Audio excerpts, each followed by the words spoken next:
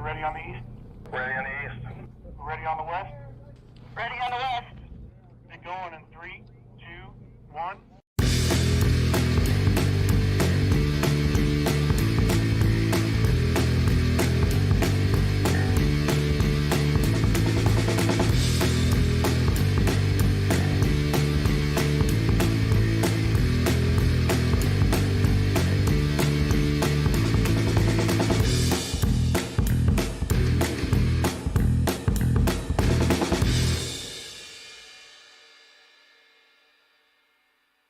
Are we ready on the east?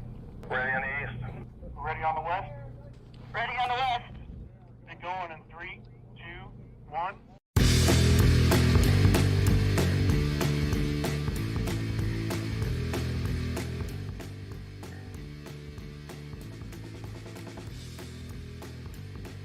Are we ready on the east? Ready on the east.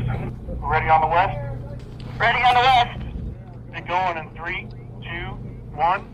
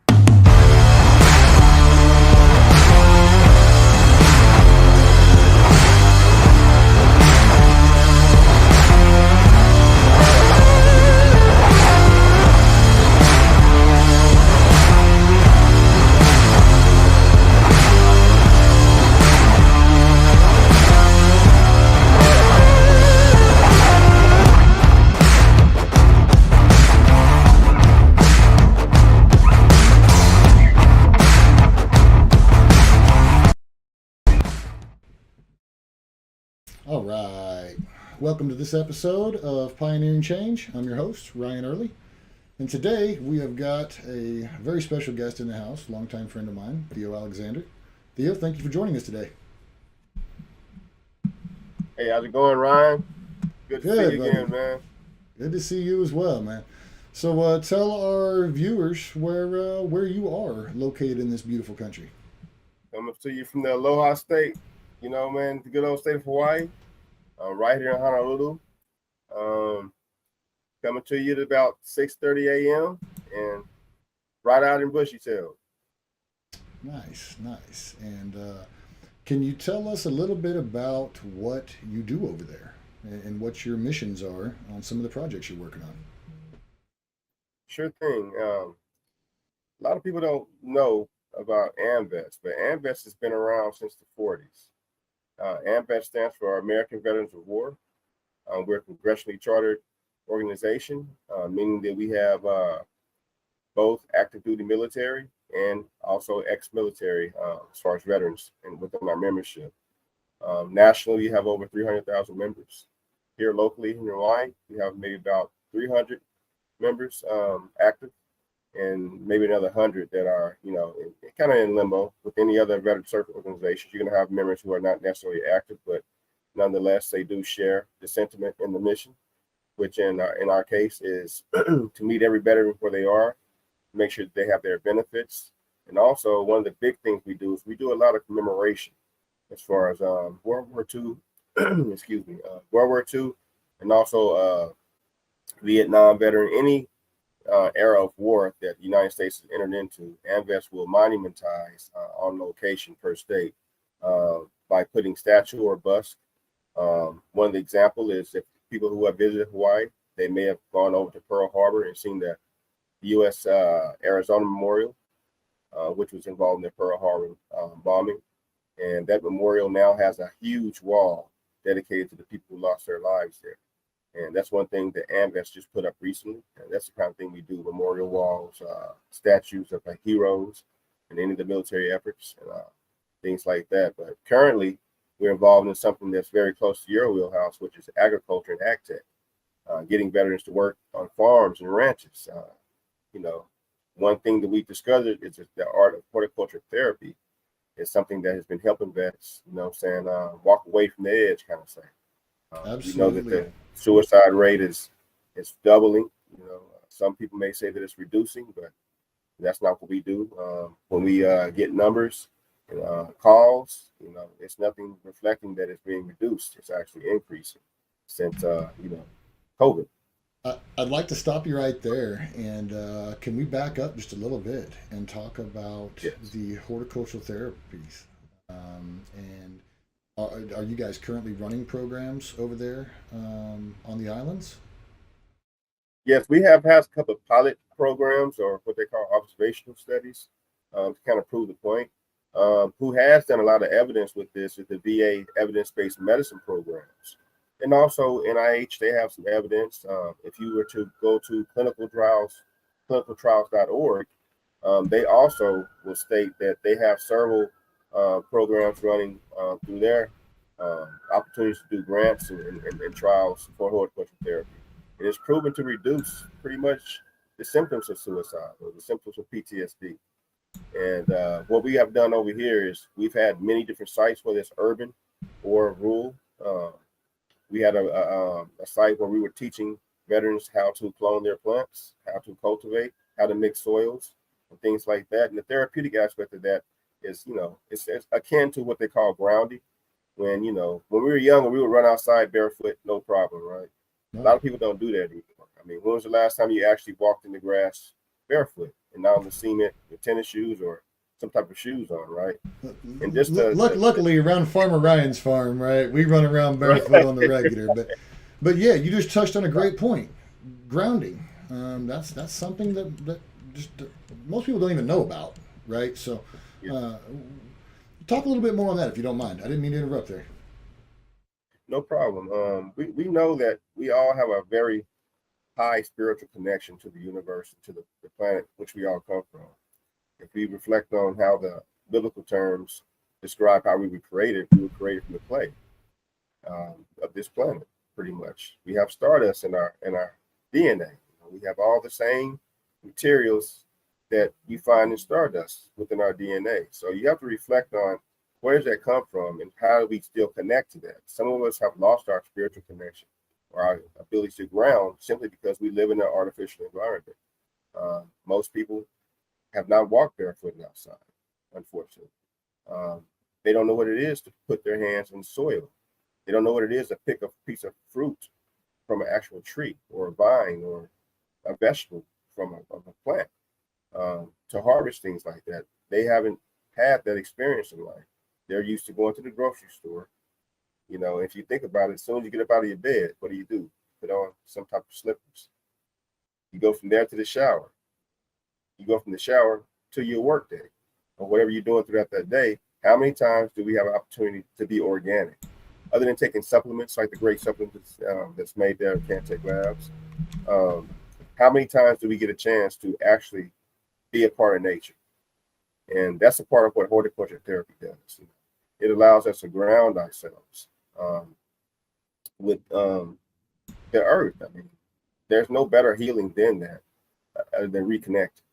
And with the opportunity to do horticulture therapy, there are several grant opportunities. The VA has some funding for it. NIH has some funding for it. There's numerous large divisions in our government that actually offers the opportunity for veterans to be included in that quote unquote continuum of care. It is a reimbursable opportunity through clinical reference or clinical referral. Veterans are able to come out and spend an hour, 2 hours playing with the soil, getting friendly with plants, picking vegetables and fruits. Many different settings have allowed for veterans to come out there and kind of volunteer. Most people kind of understand if they don't know truly what PTSD is or what the symptoms are. They get to experience that through the veterans, it's an opportunity to tell them what their military life was like. And, most people have a veteran in their family or, someone who is currently serving. So they will tell you that PTSD is an issue, whether you're calling it Gulf War syndrome, whether you're calling it shell shock. Depending on what era of war, we know that there have been some deficiencies and mental, abilities when you do come back from those things. And it's not just the military. PTSD is pretty much across the board. What the effects are and what we're seeing, the medical outcomes, and, suicide ideation and things like that is something we try to help veterans with. And one thing that we found a lot of success is with helping them to ground and helping them to do horticulture therapy, among other complementary alternative medicine means. But our niche right now, because it's so effective, is horticulture therapy. I love it. That's some of the things we're focused on. I love it. I love everything you guys are doing over there. And just briefly, where can they get more information on AMVETS and their program? Is there a website or? Yeah, sure, no problem. We do have a website. We have a national website for AMVETS, which is amvets.org. That's AMVETS.org. And also we have a local AMVETS. As you recall, we have a national chapter, which I just gave you the website, amvets.org. And then locally, we have amvets-hawaii.org. Again, that's amvets-hawaii.org. You can go there and kind of play with the site. There's many services there, like many other veteran service organizations. We have access to, banking. We have access to free car rental, travel, amenities and things like that, life insurance opportunities. So if you go to the website and click on services, or if you click on join, they'll tell you the things that you have available to you as a member of them. Very good. Well, we'll put those links up as well. And so we recently spoke about a passion and something that's close to home for me as well, and that is drafting some legislation that would allow the use of natural supplements in place of certain diabetic medications that are now Ozempic and a couple of others. Want to touch on that just briefly for us? Sure thing. I had the pleasure of having our senator from Oklahoma, Ms. Connie Johnson, commonly known as Aunt Connie. She was here in Hawaii, Great Aloha State, for us to kind of give her a tour, and welcome her to, what we call the Aloha. And while she was here, I was able to introduce her to the Democratic Party here at a social event where she was recognized for her efforts in the cannabis world. We know she's been involved in cannabis since the late 90s, since the early 90s. And while she was here, we were drafting a legislation, or what they call an emergency proclamation, because we're still under emergency proclamation, emergency orders when it comes to COVID.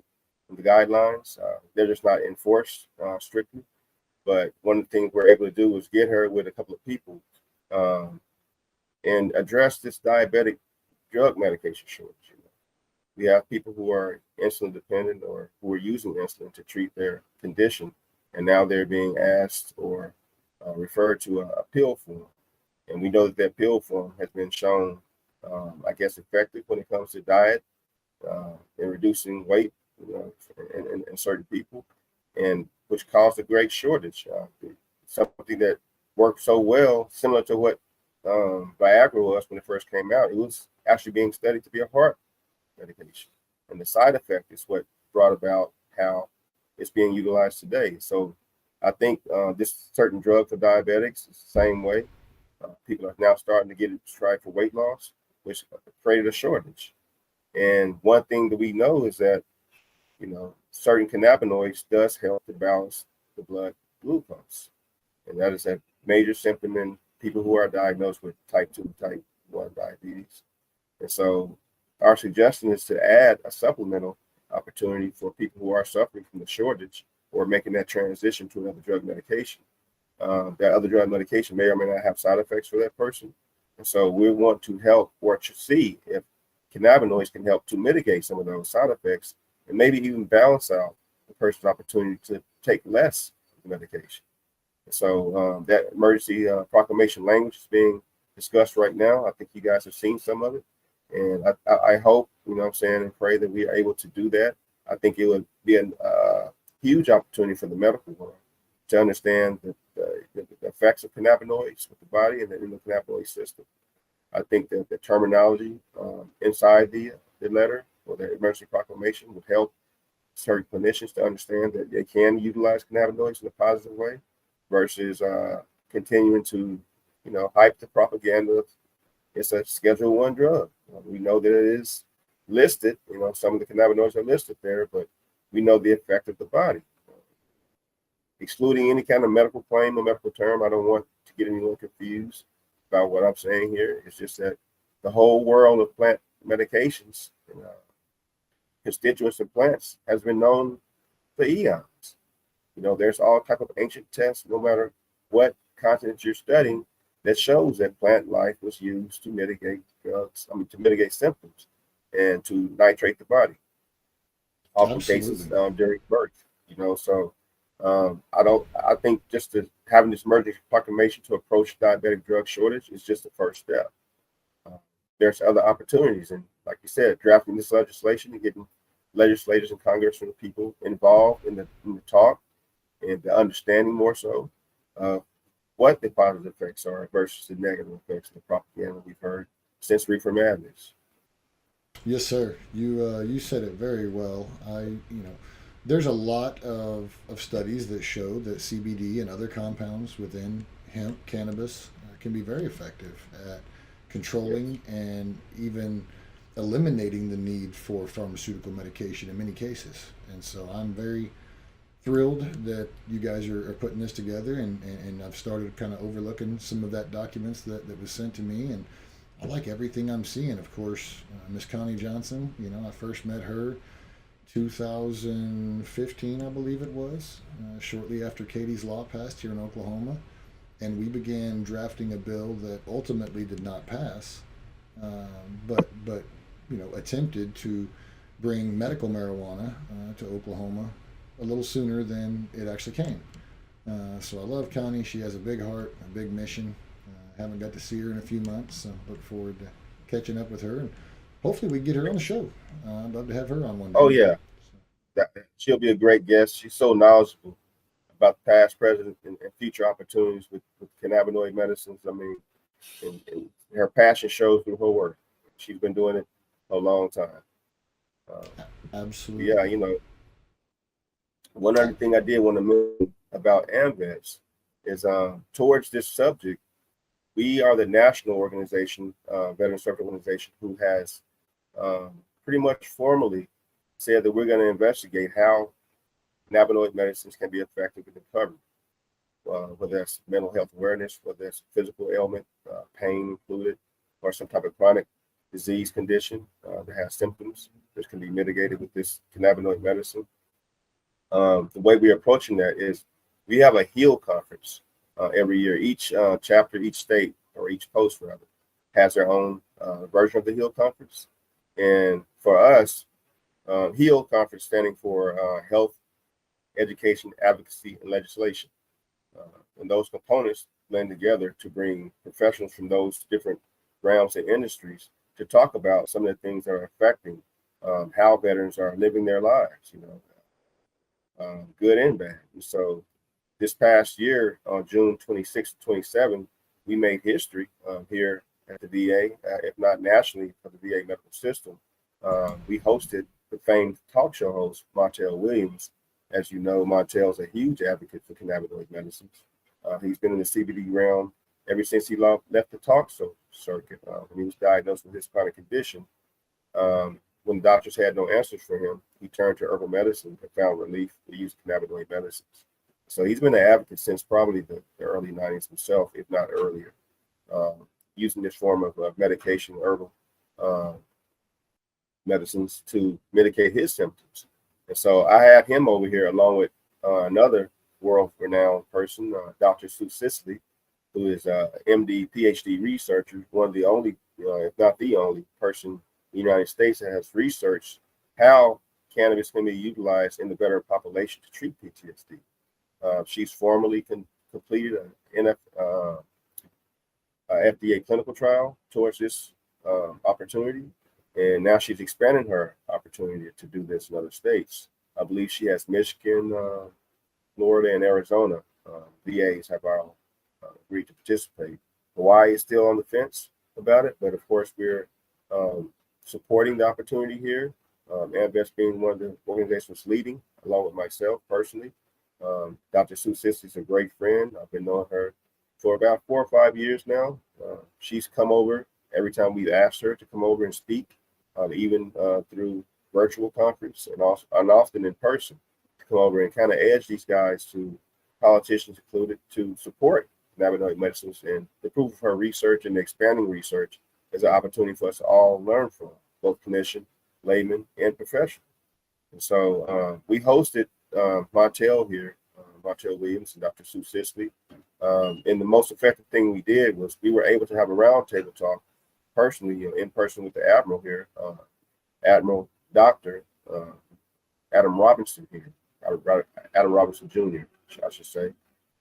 He is the VA director of the VA Pacific Islands healthcare system, which is a healthcare system that controls all the VA clinics in Hawaii and associated health centers, all the way from here to Guam, to the Philippines, everywhere in the Pacific Rim island countries.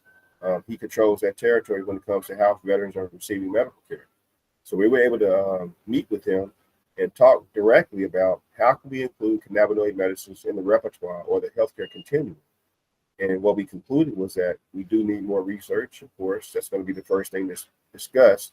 And with Dr. Sue Sisley there at the table, we can meet that need. And so one unique thing about Hawaii and how we treat veterans here is Hawaii does not have a VA medical hospital like every other state. We have a VA medical clinic. So we have a limited capacity, which is being changed because I believe Admiral Robinson is the first MD doctor to serve as a VA director. Everyone else has been an ex-military member, but maybe not an expert in medical care. And so the advantage of that is to expound about, in certain areas of research and also clinical treatment, what we can do with cannabinoid medicines. Of course, they still have Directive 1315, I believe it is, in place, to where, a person who's seeking cannabinoids, specifically medications, cannot go natural medicines, not the synthetic forms, and the Marinol, Dronabinol, Sesame, Epidiolex, the things that you're going to see on the regular formulary by prescription. We're speaking directly of holistic healing medicines and herbal medicines. Here they call it either Chinese herbal medicine or either ancient Hawaii healing medicines. And so we kind of go under that genre of opportunities to expand care and continuum of care into the world of herbal medicines. And he did agree that it should have more research opportunity. And so we're still, pretty much, we're doing a song and dance a little bit to get the evidence-based medicine center director to allow for our research. They are doing some things as far as PTSD research, but nothing as intense as what we're doing with cannabinoid medicines. I think they have some opportunities for mindful meditation. Some of the things that have been heard before and touted before that may or might not have that positive health outcomes for the patient, for the veteran. It works for some and not for most.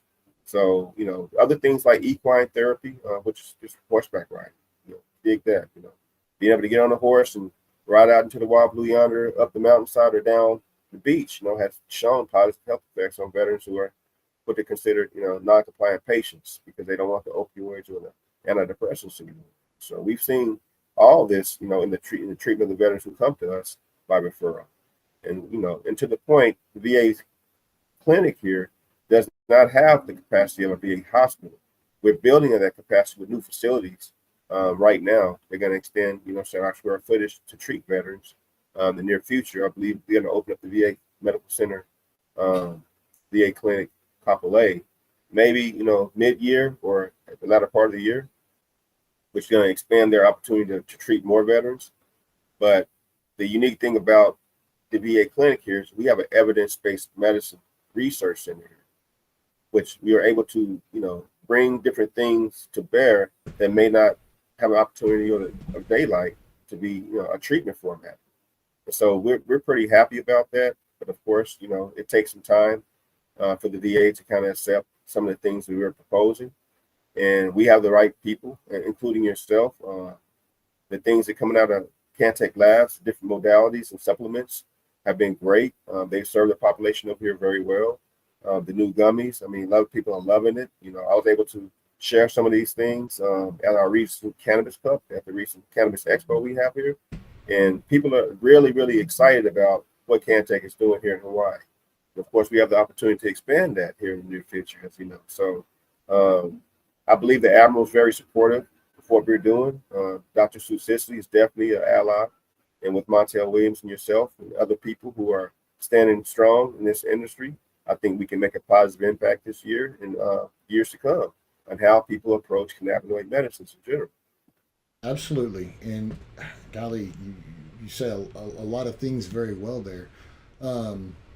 I would like to touch just briefly. I think that, you know, the VA and active duty military, even in general, is becoming more acceptable to homeopathic medicines versus just rushing to grab the next new pill coming down the stream.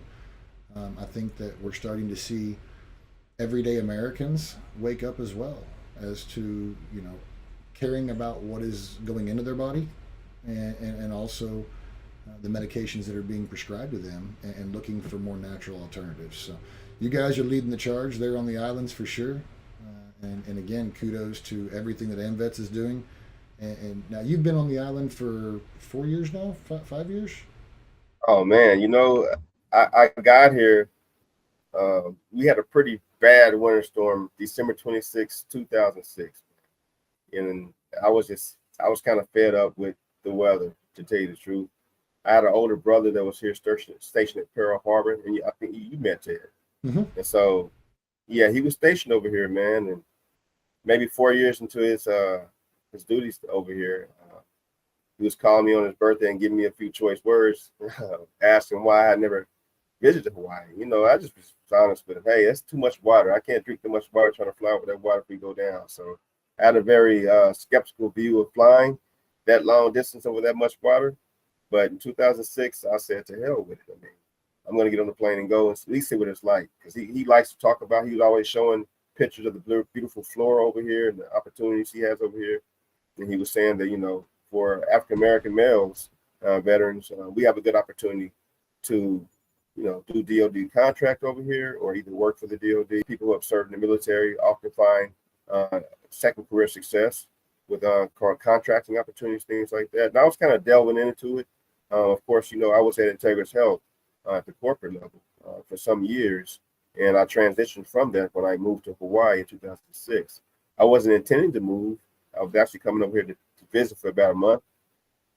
Man, when I got out of the airport, you know, and I saw that weather, it was like the heavens opened up. There was rainbows everywhere, and the waterfalls are from the sky like golden mist, you know, and it's like, this is a beautiful place. You know, and I did a little bit of research about Hawaii and its position in the universe, you know, our planet. They call it the navel of the universe because there's so much spiritual energy flows from this area because of the volcanic activity. It's the number one place you're going to see UFOs of all places. You know, NASA's very involved here for that reason, I believe. And you know, I got out the airport and I ended up ripping my ticket up, my return flight. So I already knew I found a second home. And so I've been here ever since 2006, December. So I've been back and forth from Oklahoma, you know what I'm saying?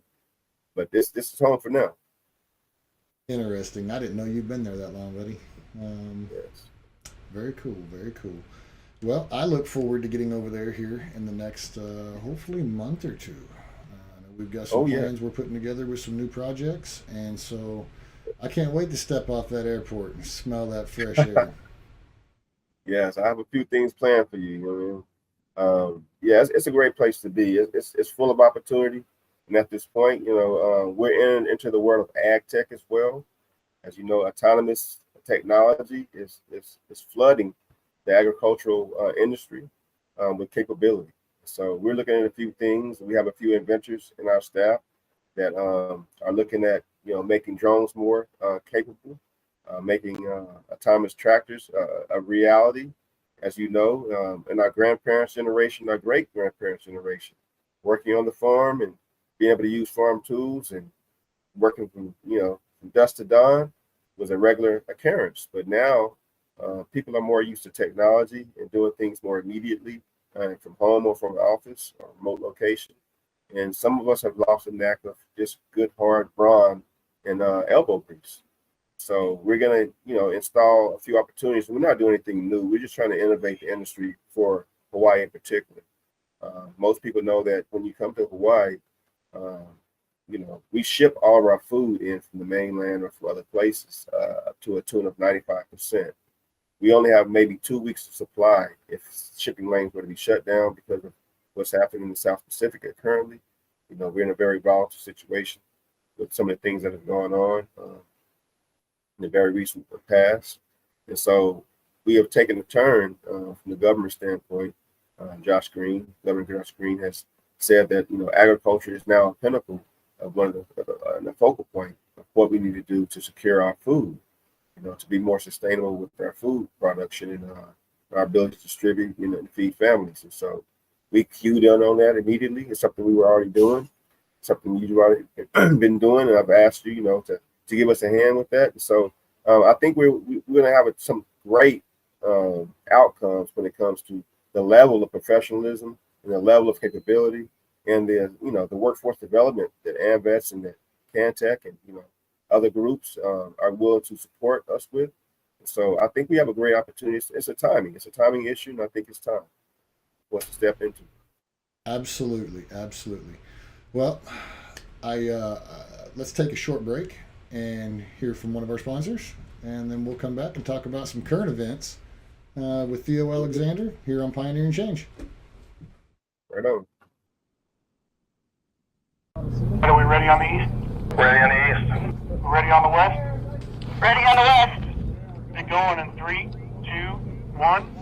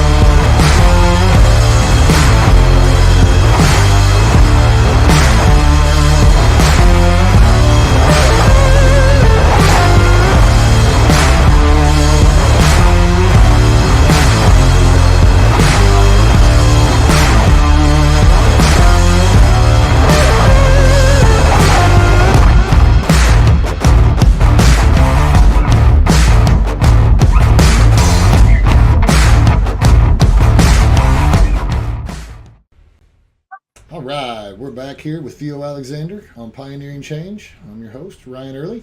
Theo, let's talk about a very hot topic that is burning the internet up right now, and rightfully so. The train derailment that happened in Ohio, New Palestine, Ohio. I was actually just seeing on Fox News that they are breaking live. Ohio residents, New Palestine residents, are demanding answers, and they're not seeming to be getting any 12 days after this derailment. I'm sure you've been keeping up with it, and it's looking like either a very large cover-up of one of the worst chemical disasters on U.S. soil, and there's some others that have some thoughts and theories we'll get into here in a little bit. I'd love to hear your take on it, if you don't mind sharing a little bit about what you've kind of been able to uncover. Well, I mean, with transportation and how we move things as volatile as, toxic chemicals across the United States, we know this happens on a daily basis. I think we do it in a very, very safe manner. We're able to do it effectively and consistently. It's very unfortunate when we have these type of incidents, but, one would have to lean towards an intellectual thought, at least, seeing what's happening. My prayers go out to the victims of that disaster, pretty much. The people whose lives are being disrupted at this point because of a inconsistency or an error in judgment, or maybe even an error in technology. We know our rail systems, our bridges, and our roadways are dilapidated here in the United States. I don't know how well maintained the railroad system is, but over the years and definitely over the last few weeks, we've seen an increased number of derailments and these high-profile events. To be honest with you, I didn't, along with the rest of America, I didn't know this event had happened until here in the last couple of days, since the media has been covering it. And, it just looks pretty bad. It's the site, the questions that are along with it, the residents that were affected, and the lack of information. Of course, here we're dealing with something very, very similar with the Red Hill fuel situation, where the fuel was leaked into the water and contaminated the water system here. And thousands of people were affected. But as far as the Ohio, I have some friends and family members that are right there in Ohio, maybe 6 miles from that actual event. My big question is, if this is such a toxic spill, why are they welcoming the families back to that area to suffer from the outcome, or how you say that? Are they going to be affected by any type of acid rain that's going to come down? We know that they burnt some of this chemical, whatever it is, whatever they saying it is, they burnt this chemical, and we've seen the big plume of smoke. We've heard about the testimonies of the people who have been affected and the symptoms, and signs and symptoms that has come about that wasn't there before. So, I would love to see more information about this, how it happened, akin to the airline industry. Once they find the black box, they kind of know what took place in the flight and why the flight did what it did, whether it went down or just malfunctioned. I just wonder if they have this same technology when it comes to the railroad and the transportation of toxic chemicals. I've heard different stories and different, opportunities. I don't know how factual it is, but I believe I heard one person say that was being interviewed that, it was well over 20,000 gallons of some type of fuel that wasn't on the manifest, or I'm not sure, of the facts of that. I've heard different stories, but I would like to see more information about why they're offering the opportunity for the residents to come back, and it's an active spill. It's an active toxic spill. I don't understand that. Well, and even environmental specialist Sil Caggiano, hazardous material specialist, said the same thing. He was very surprised. Quoted, "I was surprised when they quickly told the people that they could go back home, but then said if they feel like they want their homes tested, then they can have them tested. I would have rather they did all the testing without question."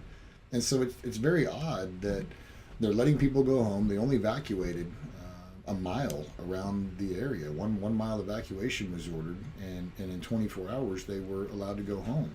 And so those residents are definitely within means to be up in arms, wanting answers, wanting to know what this is, if this is a dangerous chemical, as they say it was released. And I've actually just seen that there's 3 new chemicals that they have announced that were on the train as well. And all of them are pretty nasty. Ethylene glycol monobutyl ether, ethylene acrylate, and isobutylene is what they're saying were also in those cars. All flammable, all ecologically and hazardous. And again, a lot of questions, more questions than answers, it seems like, at this point in New Palestine. We're seeing reports last night of homeowners that have chicken coops with dead chickens in them, and in my opinion, for something to be in the air at toxic enough levels to kill livestock, we would be seeing hospitals flooding with patients suffering chemical burn, whether that be to the lungs or to the skin and eyes. One thing, when vinyl chloride is combusted, it releases dioxins. And dioxins are the active chemical compound in Agent Orange, which is one of the most deadly, Terrible bioweapons, created by man to date. And it just seems that if that much vinyl chloride was ignited and released into the air, which everybody saw the plume of smoke that looked like a mushroom cloud. It didn't look like fuel or diesel or even oil that I've seen over in the past. It definitely had its own unique look, But if it is what they're reporting it is, then it just seems like there would be a lot more concerns that the firefighters, the first responders, the hazmat teams would have been in much heavier protective gear. They would have been in positive pressure suits, and I just didn't see that in a lot of the videos. And so, again, a lot more questions than answers at this point with New Palestine. But 12 days in, those residents deserve some answers for sure. Vinyl chloride is unique in the sense that it is a gas in its natural state, and so it doesn't absorb into the soil. It actually absorbs into the water, the moisture that's in the soil, and can be evaporated at a later date. And so if vinyl chloride was leaked into the ground, it was definitely going to be a long-term ecological event. And if they intentionally set it on fire, my concerns are, again, the potential of acid rain downstream, as we know that the ingredients were there between the vinyl chloride and the other three chemicals to create a very nasty form of acid rain. And B, where does that come down? If it's up, where is it traversed to?